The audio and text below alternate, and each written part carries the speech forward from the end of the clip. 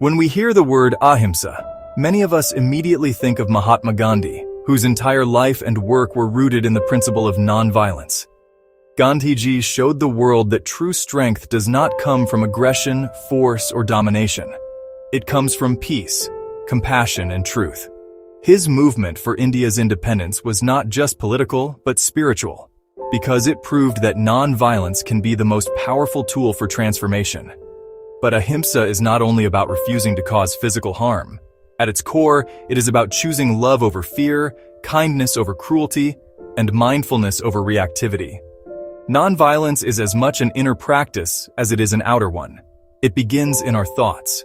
When we speak harshly to ourselves, judge our actions too critically, or carry resentment toward others, we are not practicing Ahimsa. Gandhiji once said, "Non-violence is the weapon of the strong." This strength comes from our ability to stay centered, to choose peace in moments when anger or bitterness feels easier. In daily life, practicing Ahimsa means being mindful of the small choices we make. It can look like pausing before reacting in anger, softening our words when speaking to a loved one, or being patient with someone who is struggling. It can mean extending compassion to strangers, but also remembering to extend that same compassion inward, to ourselves. Just as Gandhiji believed that every act of kindness has the power to uplift humanity, every mindful choice we make plants a seed of peace. Ahimsa is also about how we interact with the world around us, the food we eat, the environment we live in, and the way we treat other beings. When we live consciously, making decisions with awareness and care, we are practicing non-violence in its truest sense. In today's fast-paced world, it's easy to feel that kindness is too small to make a difference.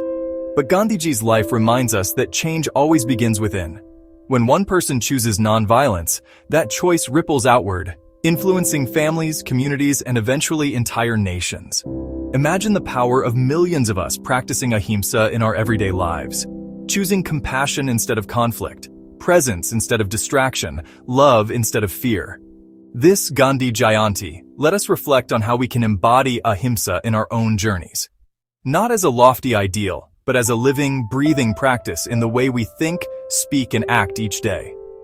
May we carry forward Gandhiji's message, not only in remembrance, but in action, so that peace begins with us.